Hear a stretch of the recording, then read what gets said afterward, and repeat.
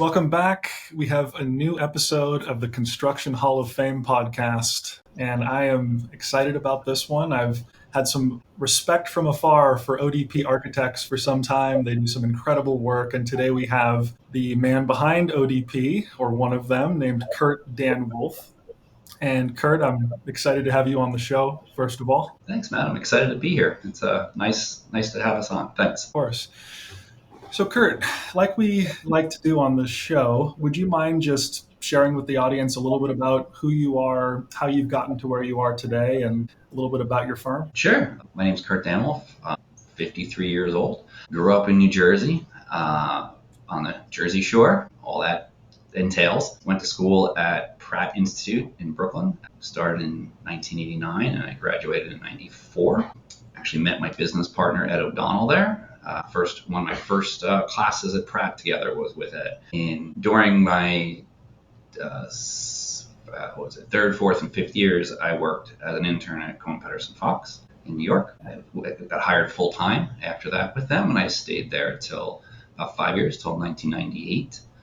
And then I went to work for Gary Handel and Associates, also in New York. Gary was an ex KPF senior associate. He had been looking for a guy that had Florida experience, and I was working on the Espirito Santo building on Brickell Avenue for KPF. And so I got hired away to work on the Four Seasons Tower, which is actually 2 doors down from the Espirito Santo building. Late 1999, the developer, Millennium Partners, asked me to take my team and move to Florida and help the local architect out with getting the thing out of the ground. I was supposed to be there for 4 months. I managed to stay down here for 4 years working on it. And when I got out of that project, I had gotten married in Florida to a Cuban woman, so I couldn't go any further than Broward, which is where I wound up. Going back to New York and working for Gary wasn't on the table. So Gary and I kicked around opening a Florida office for a while, and he was at the time opening up a office in Asia as well. So doing all that at once wasn't something he was interested in doing. So I wound up calling Ed up, and Ed wasn't happy where he was. We had seen each other while I was down here for the 4 years, got reconnected, and he was like, well, maybe we start our own thing, which looking back, what is it now, 21 years, it was the most naive thing I've ever done. Thinking we could just jump out and do this, two idiots that had, I don't know, what did I have at the time? 10 years experience. So we went on our own. We had some good contacts though with people in the industry. There was a bit of buzz that, I was part of the Four Seasons Tower, and a lot of guys there, both on the development side and the ownership side, liked what I did. They got behind us in terms of, vouching for who we were, and these two young kids coming doing something as silly as setting up a firm. So we got some work right away. We wound up doing a hotel and condo complex up in Fernandina Beach, which is at the northern end of Florida, along with St. Augustine. So we all of a sudden had all this work up kind of in the Jacksonville area. We first started out, so we were running back and forth up there, working at a scale that I wasn't, particularly familiar with, having spent, my career working on high-rises at KPF and Handel's office. We were now doing something that could only be 35 feet tall, so that was sort of fun, and it had to be Spanish Mediterranean, and I've never used a Spanish Mediterranean roof tile in my life, so we learned how to do that. And so that took us to about 2007. We had a staff of about 20 people at the time, and the market fell out from under us. So we wound up going back down to about a staff of 6 and rode that out. And then in 2009, did a lot of interior work during the recession. People building out custom condos and houses during that time. And then in 2009, we got approached by the developers that were going to do 1000 Museum with Zaha Hadid. They said, we're just good, very upfront, very nice guys. We want to kind of show up zoning envelope for some international architects. We'd like you to do the zoning envelope, but I don't know how much further it's going to go than that. Okay, fine, do that for you, no problem. So we did that. We got to know the Zaha guys pretty well, and they asked us to be the AOR, which is not something I ever really thought I was going to do. But it was Zaha's office, and you probably shouldn't say no to a Pulitzer Prize-winning firm. So we jumped in and did it, and it was a lot of fun. Halfway through the project, we got to know the Zaha guys really well. We went went out for drinks one night with them, and we were like, you guys have this horrible reputation of chewing up your AORs. Like, what seem to work so well together? We're sitting here having drinks, for our doing our monthly meetings. And they just laughed and said, well, you got a pretty good team out of us, and if you had her on it the whole time, you guys might not be here anymore. So we keep in touch with those guys. We've done 2 buildings with them at this point. We've also earned kind of a reputation in the sandbox, as we call it in Florida, that we play nice with other architects. So half the business is divided as AOR work, and half is our own. I try and keep it about 50-50. Sometimes it creeps up a little bit depending on if we get asked to do something really incredible with a firm name that we haven't done any work with so far. So it goes from 2003 when we started up till today. We've got 140 employees, just about. I think it's 138 to be exact. We have offices here in Hollywood, Florida. We have an office in Tampa, and we have an office in Medellin, Colombia that rounds us out. Interesting come-up story. I mean, it seems that there has to be some level of ambition that you had, a high level of ambition, because I see this a lot, right? I work with a lot of designers and architects, and it seems like when I start talking to candidates or professionals in the industry who might be looking to start their own firm, it's usually after about 15 to 20 years in the industry is what I see as a little more common. But you were 10 years in and you said, let's do this. Let's go out on a limb and just take a shot on starting our own firm. For you, I know you had some strong mentors earlier in your career and you worked on some world-class projects across the world. What were your biggest gaps or areas that you felt you needed to improve or learn when you first started your firm? So, no one teaches you in architecture school how to go get work, right? That's just hidden thing. And I've come to realize that probably, Ed and I both went to a fairly artistic school in Pratt. And a lot of our professors didn't have jobs per se. They were architects. They'd practice at one point or another, but they were also personally wealthy. Neither Ed or I are that, so we had to actually go find paying work. It wasn't like we could just work on our friends' houses, around the country. So that was something that was a real steep learning curve, how to, make introductions, how to say the right things to developers, what they want to hear. It's not typically not what, as an architect, you think they want to care about. Design they'll tell you they care about the design, but in fact, they really care that you're going to finish the project and basically, be a guardian, a steward of their investment. But it wasn't the high level, okay, this is what we need to be doing to get work. This is where budgets come in and things like that. The art of running a business wasn't there. So that was kind of the thing that Ed and I had to learn on our own. He had a bit more experience with it because he worked for a general contractor for a number of years because Ed always liked building things. He had some experience with contracts and things like that. I didn't have any of that when we started out. So the School of Hard Knocks taught you some lessons early on or just helped you understand, like, what does business development look like in this space? And getting work, as you put it. Very interesting. And I guess, was there any mentor that you sought out, or was it really truly just figuring it out as you went? No, there was a number of people that were really good to me as I kind of came up through, work. I can still pick up the phone and call a number of guys that I worked with at Kohn, Pedersen, Fox that, were a couple of years ahead of me, 5-6 years ahead of me. They were going to do something, and they're there now as principals and partners and things. But I can still pick up the phone and talk to them about things.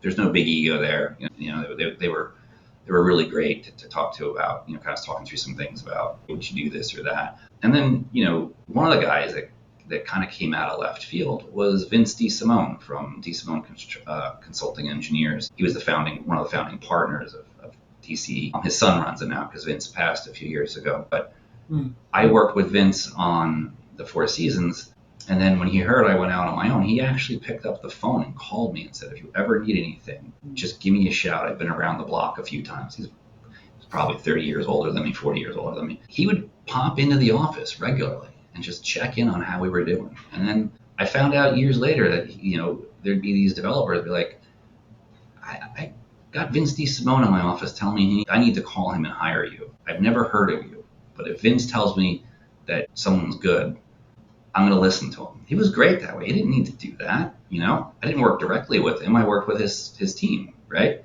But he was the nicest guy, It was really sad when he passed, but we worked on him right up through OTM. He would sit in my office and say the most insane jokes that are so politically incorrect right now, and people would just laugh and have a good time with Vince. It was really good. And like I said, the guys coming out of the Four Seasons, the ownership side, there's some guys from Millennium that were just really always put in a good word for us. Always were just so supportive of what we were trying to do. And then some of the contractor guys from, it was Bovis Lend-Lease that built the project at the time. They're not down here anymore, but all the guys that worked on it, the executives and things, all gave us rave reviews. And, a lot of people would say, hey, if you got a GC that likes you at the end of the job, you must be doing something right. We got a lot of interviews and things just off the bat from that. Didn't always get the work, but we got in the door on a lot of that stuff, and it helped. It's at the end of the day, it's a fairly small community of people developing things and building things at the scale that we're interested in working at.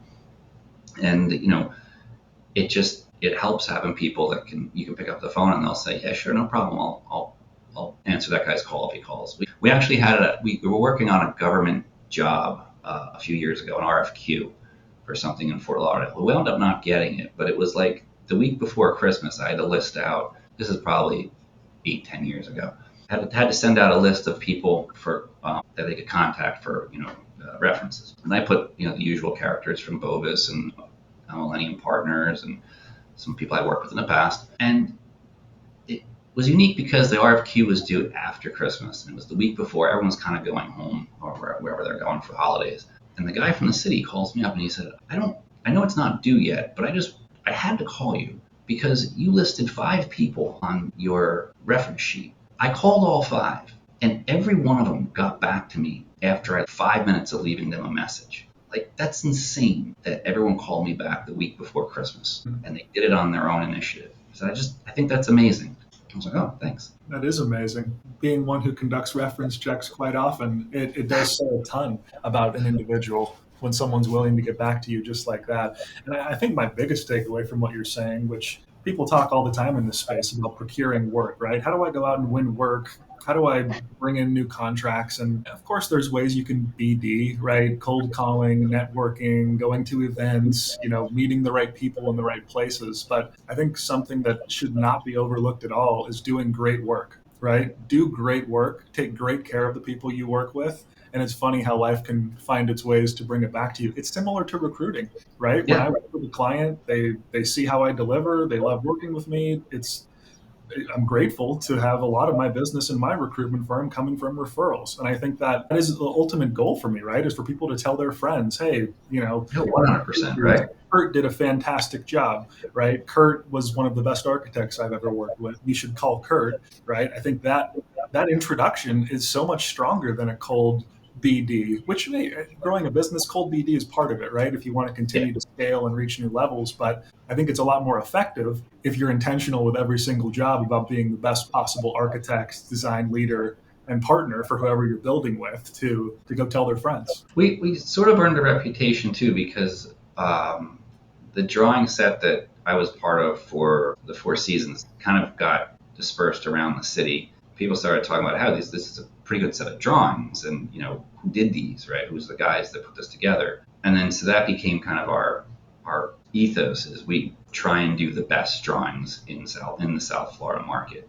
And we get called to, hey, I heard so and so's tell me that you guys do a good set of drawings. Can I come in and we'll take a look and see what you have? And so we wind up with that too. The quality of work does reflect into the future, right? You want to have that set of drawings there that look presentable. And for a long time, when we switched the office from CAD to Revit, I annoyed a lot of people in the office because I always said the drawings had to look like hand-drawn drawings. They can't look like these dead Revit crappy drawings. And we spent a lot of time and a lot of money creating work sets and other things that Revit does. It doesn't do right away. You got to create that to make the 3D drawings print like hand-drawn drawings and have the same level of care. Because I think if you send this set of drawings out into the world to be looked at by people who don't really know you and only are judging you by your work product, that is our work product. We want that to look like, hey, we took the time, we gave a damn putting your drawings together,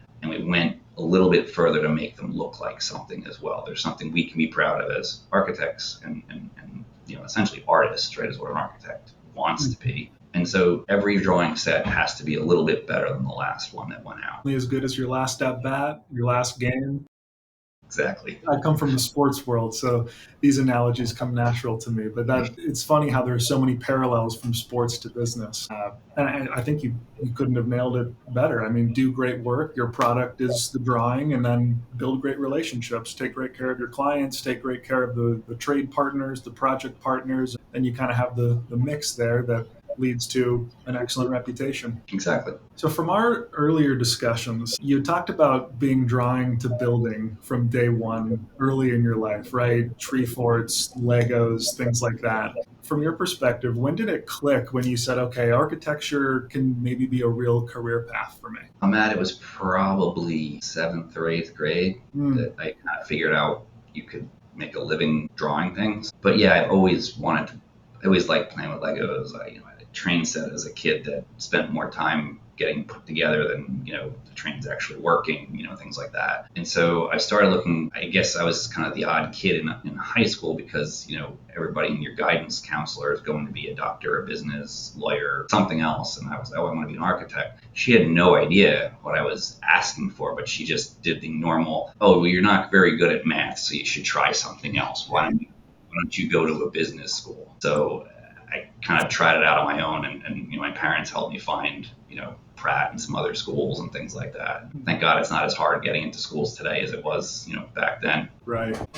Something that was interesting also from our prior discussions was the level of work ethic that you have, because I think sometimes people go into an entrepreneurial path, maybe not realizing how difficult it is. There's some people in life who are just focused on things outside of work, and they love work-life balance or things like that, right? Like these are things people talk about a lot and they do value, right? Rightfully so, to each their own. But I think the undertaking of becoming an entrepreneur oftentimes comes with unknowns, right? And I think it's interesting thinking back to the internships you held earlier in your life, the firms you worked for. Can you talk to me a little bit about how maybe they were in some ways a pressure cooker, not a pressure cooker, but something that allowed you to put a lot into your work, which taught you a lot, which then might have led to your entrepreneurial success, right? I mean, it sounds like you had a pretty heavy workload earlier in your career. You weren't afraid to extend yourself beyond what maybe the average person would do in terms of working time and taking on challenges. What was that phase of your career like? I mean, I guess ever since high school, when I was told I couldn't be an architect, I wanted to,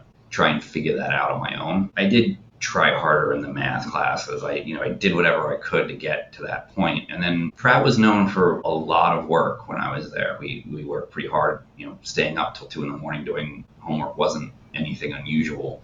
There was no parties on the weekend and things like that. It was mostly work focused, studio work focused. And then, kind of just, it goes back to the whole, I want to be an architect, but I don't know how to make any money doing this. So I thought, well, I should get an internship at, one of the firms that does this every year, through Pratt. I wound up getting hired at KPF, and most of that was just to see what it was like working in an office and how they got work. I learned how to work in their office, but I didn't learn the other side of it, is how they got work. I mean, they were already established at the time, and I think when I was there, they celebrated their 20th anniversary, which sounds funny today. But I figured out how to work there, and I had to, I figured out how I had to outwork a number of people there to, prove myself, right? So it was back to the whole stay till 2 a.m, get your idea across the table, outwork the people around you. And that's just kind of how I've always worked. It's not even a we, it's a me thing. I've always worked that way. It's like, I will put the extra time in to make it right. I'm not going to walk away from it saying that's good enough. It's kind of never good enough. So we continued that at Handel's office when I came down here to put the Four Seasons together. It was, we need to finish. We're here to finish the drawings and get them to the contract. We're not here on vacation in Miami.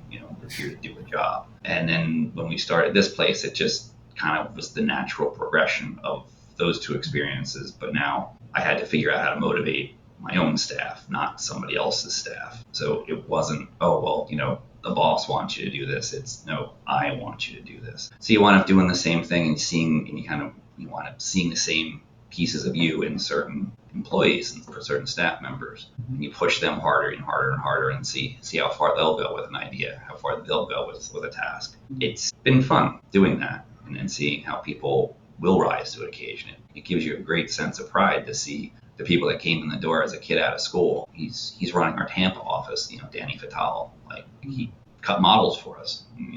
He was the one that just kept asking for more and more and more. And yeah, it's fine. So he's 38 running the Tampa office. We have other people that are young out of school that are on the same path. I have no problem handing talented people, big projects to do. If they can prove themselves, they'll finish it the way I want it to. It seems to me that all that hard work in that 10-year period is likely what set you up to become successful. The way I see it is someone can have 10 years in a position and arguably do more or less the same thing for 10 years, right? Can be good for building a stable career, but when it comes to like really pushing yourself and challenging yourself to grow, taking on different challenges, pushing yourself in different ways, and really just putting in hard work over a decade, that decade can look a lot different than someone else's decade who might be coasting or maybe just taking it a little bit slower at their own pace, right? It seems like that is what prepared you. It was like the pressure makes diamonds saying, to where you worked so hard for a decade that you might have not even known how prepared you were for jumping into this. Yeah, so now that you're saying it out loud, that might be how it happened. Right. It always just seemed like I was trying to get stuff done. Well, not everyone works until 2 a.m., Kurt. I love that. Okay, so I think it's kind of coincidental, interesting. You and your co-founder, Ed, you both were from out of town originally. You both came to Florida. You both happened to marry Cubans. Decided to start your firm together. What did the early days of getting the firm started look like? A lot of it was just spent doing the things that you need to set up any business, getting it registered with the state, getting all the licenses put together, all that just stuff that we had never done. So it's, you get to a point and then it'd be like, oh no, wait, you need to have this in place too. And it's like, okay, so we go do that. And it almost seemed like for the first, call it, year or so, that the architecture side of things was, it was in the background because we were trying to just do all this stuff that, kind of get the business established, get a place rented, put furniture in it, put employees in it. It took up most of the time doing that as opposed to actually doing, going to look for work, but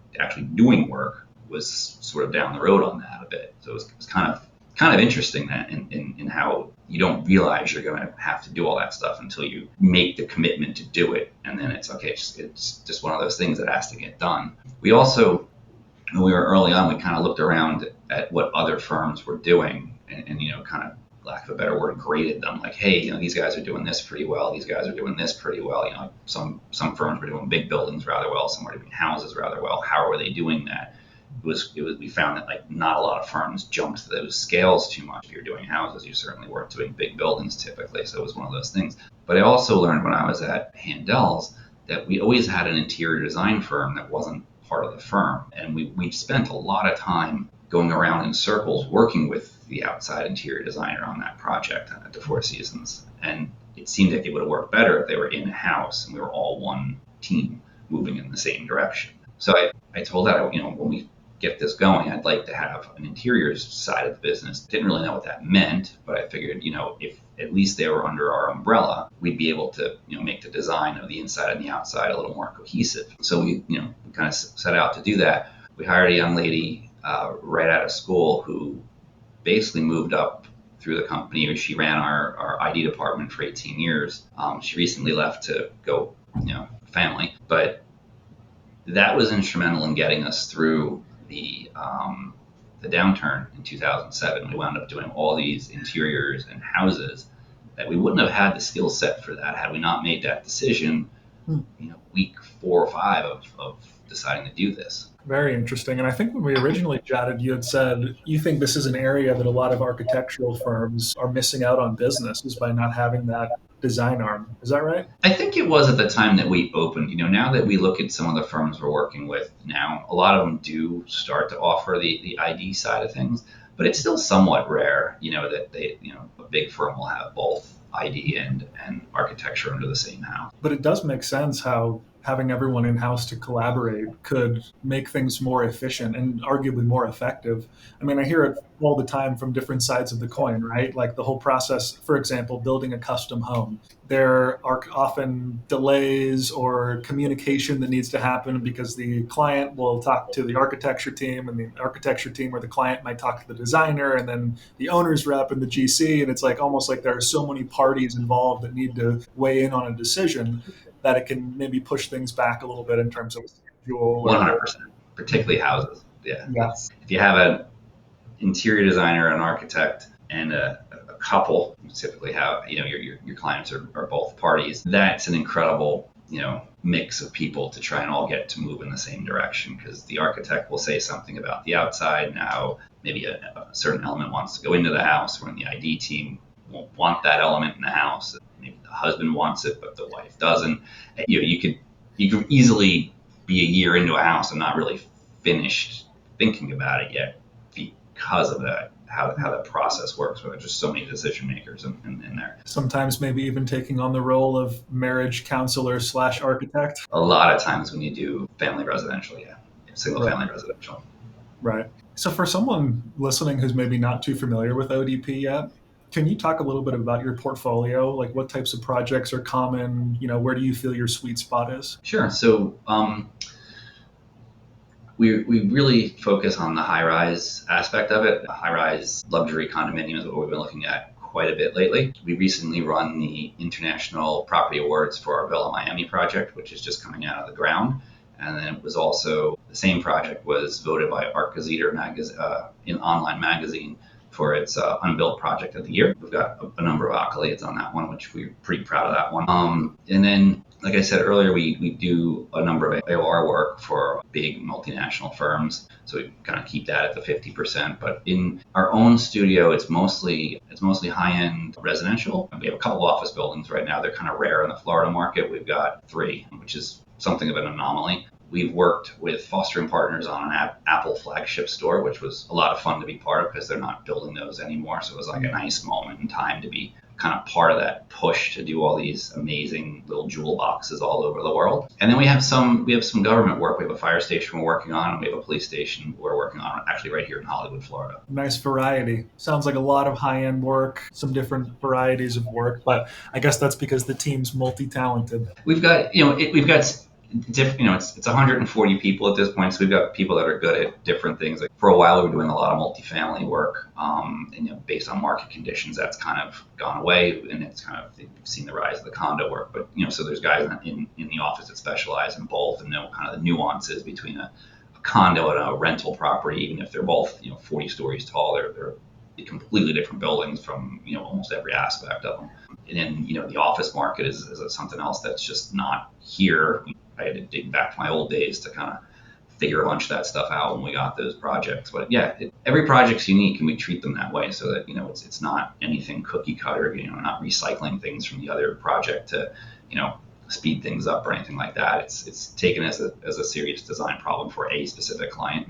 What are their needs? What are the requirements? It's usually if you dig into a conversation with an owner, they've got a lot to say about it, and they might not always come out right away. Mm-hmm. Makes sense. But I want to touch on something that we talked about a little bit earlier in regard to the challenge of business development or bringing in new work, because what I find is in the career path of an A&D professional, it's like you can be an awesome technical designer, technical architect. You might even be great at leading teams when it comes to that point and managing talent, mentoring talent. But I find that often something that leads to breaking through to the next level of success, or maybe getting into the director or executive level within some firms, is oftentimes contingent on, can you help bring in work to the firm and add revenue to the firm, as well as helping with the internal team development and project management and things like that. So for someone listening who wants to maybe be in your shoes someday or shoot toward your shoes, what would the strong relationships and doing great work were the biggest moments, aha moments, or learning lessons when it came to getting work? There was a number of years early on where it was really learning really to understand what a developer, because that's mostly our client base is developers. We do interiors and houses. They're not nearly as big of a percentage of the work, but understanding what a development company is looking for and being able to tell them in the right manner that we are the good stewards for their project. It took some learning on how to edit that and make that conversation what they're interested in hearing, because it has a lot to do with schedules and timeframes and things. And then inevitably you'll roll back to the what's your vision for the project? And we've learned to really put together very over-the-top presentations. We'll 3D print models for people. Like, we just had a presentation for a project in Sarasota. They gave us 3 weeks to put something together. We were competing with, I think, 6 firms. And they just gave us, you just tell us what you think the building would look like. And so we grabbed that. We talked to the director over there that was kind of running the job, and my guys just started asking him questions like, what are you guys looking for? What spend an hour on the phone with the guy several times just to kind of understand what was in their head. And then we went back and we did a full presentation for them. It's not what they asked for, but we found that if we show we're interested in their job, that we are interested in collaborating, and we want to talk to them, we want to understand what they're looking for, what their nuances of the project are. You never know what they're going to tell you, but if you listen and you put that into a presentation that then you can come back to as you're presenting it and say, hey, Matt said this in one of our conversations, and we kind of incorporated that over here. And that has a resonance with people. And then, at the end of the Zoom call, we showed them the model, and they were like, you guys did all this in 3 weeks? And it's like, yeah, we're taking this seriously. So we made the short list. We're down to 2, it's us and another firm. But I think by and large, we like to show people that when we take an RFQ or an RFP, we're serious about it at that point, and we want to show people that we're serious about it. I went through an experience recently that I thought segues so well, although it's not, apples to apples situation here, but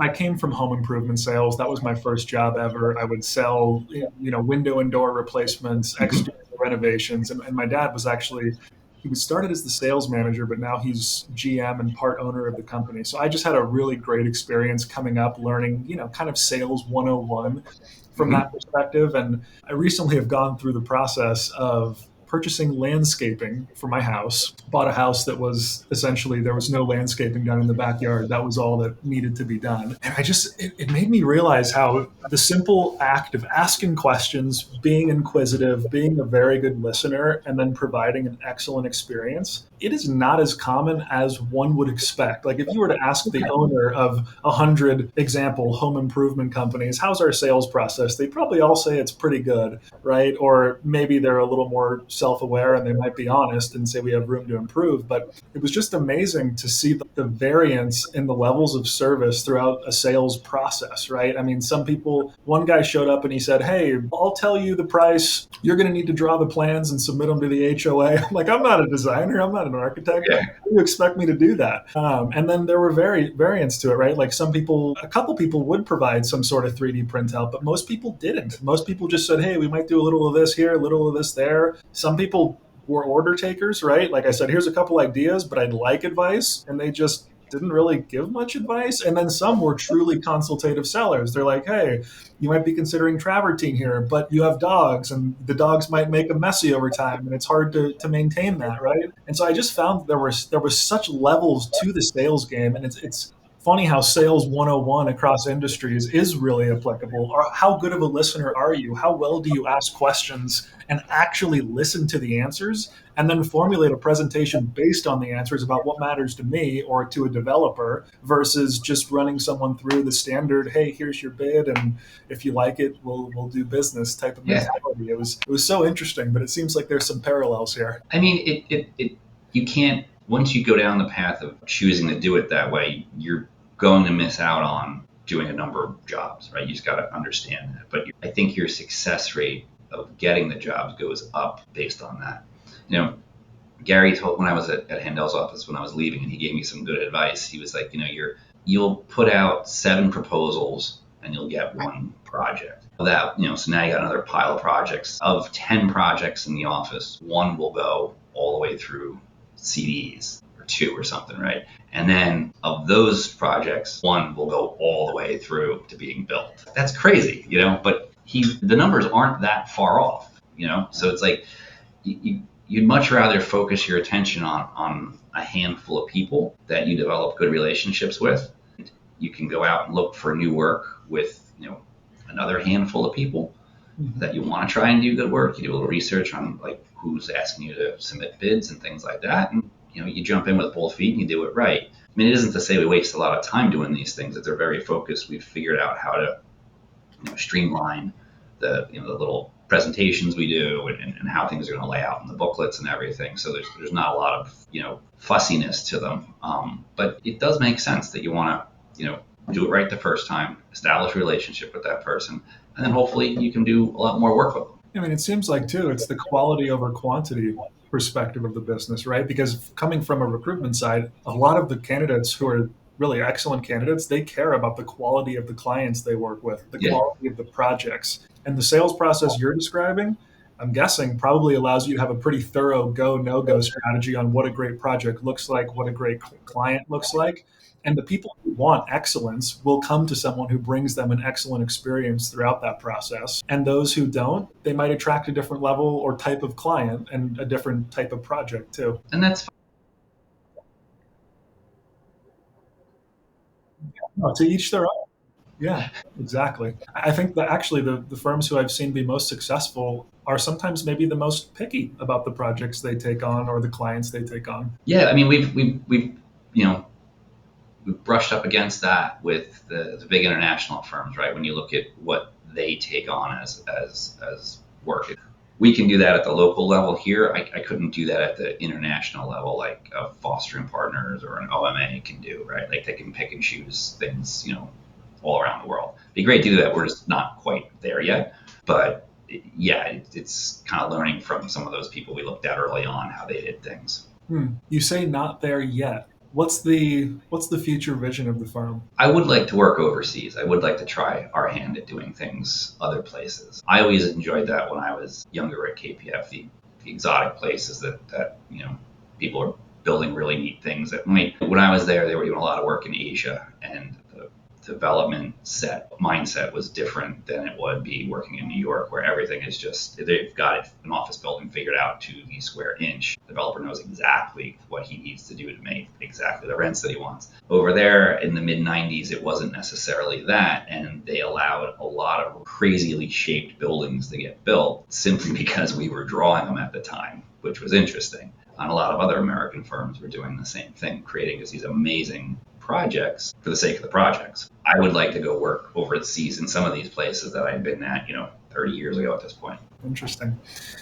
And right now, am I correct in saying you're running about 15 to 20 projects at once? The office has about 20, I think, yeah. Various stages. There's 6 in construction, a handful will hit construction this year, and the rest are in various states of design. So 140 employees, 15 to 20 projects. What I've found is pretty common in this space is a firm will get to 5 to 20 employees, and then they hit this bottleneck, right? It seems like cracking past the 20, 25 employee mark is a pretty consistent roadblock for studio leaders. What have you found were the biggest challenges in growing to 140 people and 15 to 20 projects? Letting things go. Giving, I said earlier, I don't mind giving work to people and responsibility to people in the firm that have shown they can handle it. That took me a long time to learn.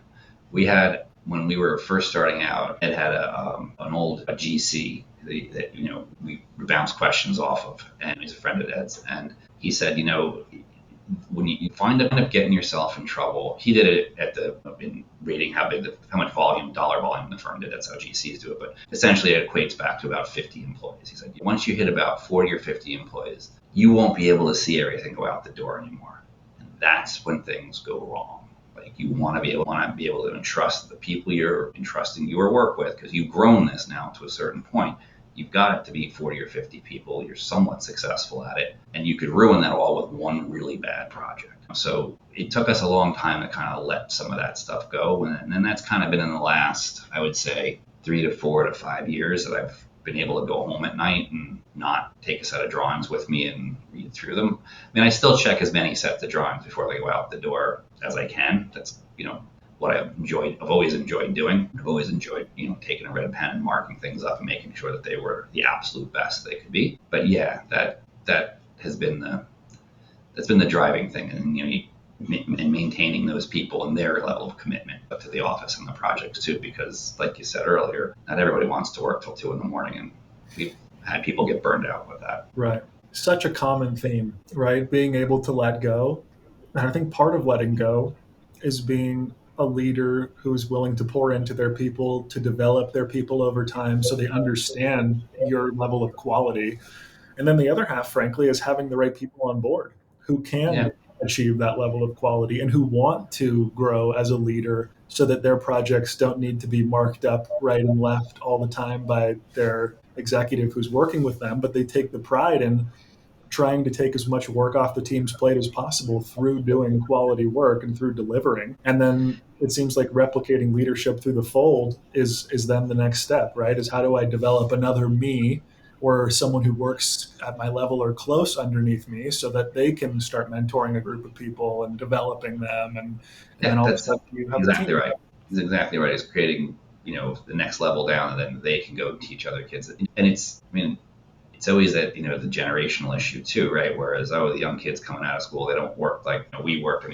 Everyone's been saying that since time began. So now, it's the Generation Z's, time to be told they don't work like the kids that worked, 5, 10 years ago, whatever it is, right? Mhm. So, you've got a lot of that going on too, where it's like, oh, well, when I was your age, I was do all this, and you just want your life work balance. You can't have that and have the successful architectural career, and there's a bit of that going on.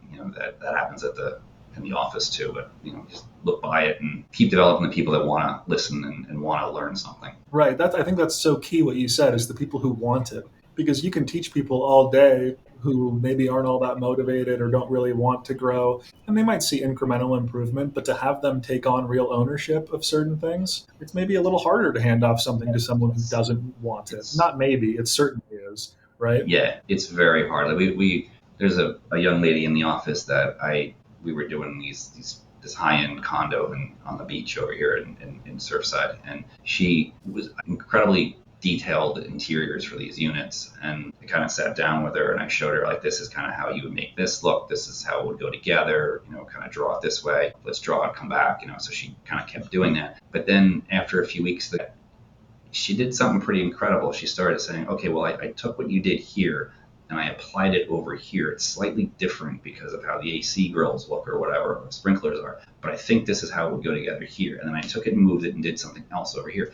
And that's when you kind of know, you're like, she gets it and she's going to keep doing this. And it was a great moment for me to see that, having sat with her for so long going through this stuff, that she got it. She's going to be very good at this at some point. She's gonna figure this stuff out. Yeah, it seems like that. It's things like that that might seem small to someone in the moment, but they're not, right? Like they're showing the initiative, which is what Yeah. leaders do who want to grow, who want to become something better than they were yesterday and contribute more. It's good to have an eye for that. Yeah, a lot of the kids, right now, they all want to be project managers when they come out of school. I worked at this firm for 6 months. I can be a project manager. Like, no, you can't. Like, that takes years and years and years, and I can't trust you with a client. Day one, they will eat you alive. Like, they know what they know, and they want what they want, and you don't know what you know, and you certainly don't know what you want, or what I want, or what they want. So it's kind of that, you know, I think it's a thing they teach in school now. It's like, oh, you should, go ask for whatever, aim high, whatever, and see what you get out of the deal. But it's like, they shouldn't be asking for things like that. They should be asking to learn how to do this. I think you're going to run a project right away. It's kind of a mistake there. How would you describe the culture at OD? I hope it's a good one. So we do a lot we try and do a lot to mentor the younger kids. We call lessons learned on Friday, where we present a project and we talk about the challenges of it, and the PM and a couple of the people on the project can openly discuss, hey, challenges, where we made mistakes, where we might have done something better. And it's an open forum, it's an open dialogue that no one's going to get in trouble or yelled at in this. We've already figured out the mistakes at this point, right? But let's talk about them. Let's not sweep them under the rug. Even if they're big things, like, they should be discussed so we don't repeat history, right? Because that's usually how these things happen: is you never talk about it again, and then it inevitably comes back up because half the office doesn't understand what we missed, and you're going to miss it again. So we do that a lot. We do a lot of Revit training for the kids. We find that a lot of the kids coming out of school think they know it, but they know how to use it on their own doing a 6-week project, not working on a team with 10 other people in my office and 30 other consultants all trying to do, their own thing in the Revit model. So we do a lot of training with that. We have a pretty good BIM team that helps them set things up and gets them going when they first start, and kind of teaches them how we want things to look, going back to the drawings looking like art when they go out. Caesar's team is our BIM guy. They make sure that, hey, Kurt's not going to like this unless it looks this way. So, this is how we make all these things look, so they look like hand drawings and things. But we try and get the kids out to site tours too. So, when there's a project in the area that's under construction, hey, so we got the green light from the owner and the general contractor. We can tour you guys through for a few hours, get you vests and helmets and things, and, let's go take a look at the project. We're working on the Naples Four Seasons right now. It's been going on for 4 or 5 years. It's like 12 buildings. We've taken van loads of people out there for the day so they can go see that. It's about an hour and a half, 2 hours away from here. So rented a van, driven them out, and had them take a look at what's going on out there. So it's kind of important to us that, the office, even though it's, we've got people in Naples working on that job, we've got people in Tampa, that everyone kind of talks together and it's one firm. And, that kind of goes along with the same attitude we have with Colombia. Colombia is, they do a lot of great work down there. When we tried the office, but I think we've had the office for 2.5 years now. We always wanted to feel like it was part of ODP. We, don't just send projects to Colombia and, hey, finish this and chop. It's the senior associates all go down every couple of weeks. So there's someone there every like 3 to 4 weeks. So they see faces from up here. They come up here. It's a little challenging to get them up here now with the current visa environment, but we go down as often as we can to make them feel like they're part of the firm, and ask them how are things going. Is there any room for improvement here? Seniors do that. It's not necessarily Ed and I doing that, so they can kind of feel like they can speak a little more freely about their experiences. But generally, they seem very happy with what they're doing down there, and they feel like they're part of the ODP culture. So that's important to us. We work really hard, but you should enjoy being here. And then we do the inevitable Friday happy hours and things like that too, that kind of come up and are fun. We're going to do 4th of July on the 3rd, so we'll close the office at noon. 2 guys have volunteered to grill in the parking lot. We'll see how well this goes. And I loved how you called the site visits field trips. I think it actually hits home and makes so much sense, because it is. I remember being a kid and being in grade school and going on a field trip to the science museum and things like that, where we'd learn and we'd be able to take new things in. It sounds like such a similar opportunity for someone who's coming up in their career, right? To kind of get a hands-on in the field experience. And you'll wind up having these interesting conversations, because I spent a lot of time on site when I did the Four Seasons, and these contractors most of them are very proud of what they do. So they'll have a conversation with you, so you get the tour group going through, maybe 6, 7 people. We try to keep it a little bit small so that, you're not causing too much of a disturbance. And we'll take several groups so a bunch of people can go see it. But you'll find that he'll tell you like, hey, this is what I'm doing today. This is going to, I kind of have to do this. And, they'll have a conversation. They'll explain things to them. They'll explain like, hey, the pipe collar is this. You guys only draw the pipe, but you don't draw the collar that rests on the floor, that the net gets in the way of the drywall. Like, they'll tell people that, and you get to see the giant guy with his giant hand trying to get the sprinkler pipe way up in the ceiling by the slab, and there's no way he can get his hand and the wrench up there. So you're like, okay, now see guys, like that's why we leave 2 or 3 inches for the pipe, because that guy's got to get his hand up in there, and they get to see that in firsthand. And it makes the lines on the page that much more meaningful. You're not just drawing lines, you're drawing something. Someone's got to install it. And he might have had a bad day the night before. Got to allow for that sometimes. Yeah. Seems like it teaches that real world feasibility, right? Like, how can my drawings actually come to life? Seems like sometimes it's easier by actually just learning in the field and seeing hands-on versus maybe what someone learned in school or through some work in the office. 100%. Love it. So it seems like from what we had discussed, you're working more and more in Tampa. What's driving that Florida expansion? I guess after COVID, a lot of people moved. We were lucky enough that the office is in one of the hot markets around the world, which is, that was completely dumb luck. We didn't don't want anyone reading into that we did that on purpose. We got offered to do a job in Tampa with the SPP, which is it's a massive master planned 25 acres in downtown. and we were part of phase one on that. So we just liked the way those guys were working. Danny was very interested in setting up a field office for construction administration. So we were like, well, we're going to set an office up anyway. Why don't we do this a bit differently than normal? We'll set it up and we'll kind of show you how to go look for work, and I can come out or Ed can come out, support you that way. But let's try and get something going out here if you're serious about relocating to Tampa. I think his wife always wanted to be out there. We'll support you in that, and then we'll kind of help each other out with this. So that's been, I guess we've had that office now 7 years, I guess. So they've got stuff in Tampa, they've got stuff in Sarasota, and I think there's some other littler towns in between that we've got some things going on in. So yeah, I think the demographics are the Texas and kind of the middle of the country vacations and buys rental property or vacation homes on the West Coast, and then kind of the East Coast and South America and Europe kind of look to South Florida for their vacation and second homes. Most of Danny's work is it's condo again, but it's geared towards more Texas clients. The units are actually bigger. They're quite a bit bigger than they are here. We have another job up in the Panhandle that we just started working on too, which is another small scale thing. It's 50 feet tall.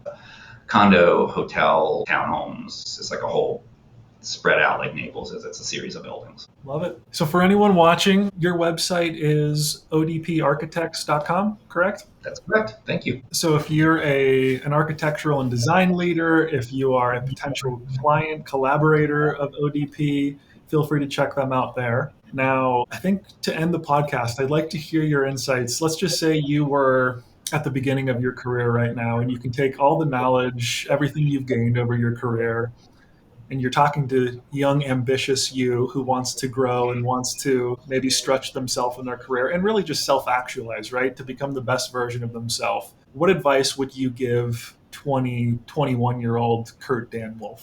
Listen carefully to a lot of the older people around you, because they've got a lot of lessons. And I think the typical answer is, oh, well, it's different today than it was back then. You don't know, that doesn't apply anymore. It actually does. A lot of times it does. Ed and I both commented on that. There was a lot of people as we were doing this that we looked back at and said, they said this and it took us a long time to realize it, but they were absolutely right. And one of the things that I learned was, when I left Gary's office, is he said, choose your clients as they would choose you, and employees will always be your biggest pain in the ass. And 30 years in, Mr. Handel was right. He's absolutely correct. But yeah, just listen to everybody around you and ask questions, particularly of people that are willing to, older folks that are willing to talk to you and spend some time. You can gain a lot by talking to people that have been doing any profession for a number of years. They'll always have something to say. And they're usually happy to talk about it too. Great advice. It's something I've lived by for the first, decade or so of my career. Is I heard a quote. It was something like, if you want to go further, faster, then stand on the shoulders of giants. Or if you want to be able to see more about what real success from how you define success looks like, go after learning from the people who are the best people you can find to mentor you, to work with. And from my perspective, it's looked like even, paying for mentors, paying to be around the right people, because you might be investing into something that you don't know what exactly the result will be in the future, but it's always seemed to pay dividends for me by just being around excellent people and opening my ears and shutting my mouth and just saying, hey, I'd love to learn whatever I can to become the best version of myself by being around other people who I aspire to be like someday. Now, something I would also say is trying to not learn from people who aren't where I want to be is also something that's been important, right? Like finding the right people, the right mentors, and not just any mentor, right? And that goes with asking around and trying to just, again, questions, ask,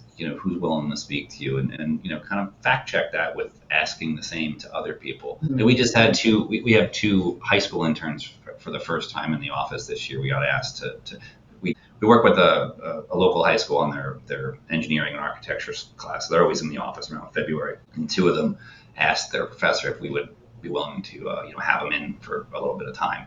So, sure, why not, right? So they get to sit with different people in the office every day. They're here a couple of days a week. So they'll sit with different people, get different experiences and try different things while they're here. But I think that should open their eyes to try that again next year with another firm and see, what the differences are between the two, right? So you can kind of choose your own adventure, I guess. Well, Kurt, fascinating story. So much to unpack within this. And I know if you're listening, there's a lot to take in here. But again, thank you so much for joining me, Kurt. It was a Thank you pleasure for to have having us, you man. on the show. And I think your story is one to take note on. So Thank you. looking forward to all your success. Thank you, Matt. I appreciate you having us on.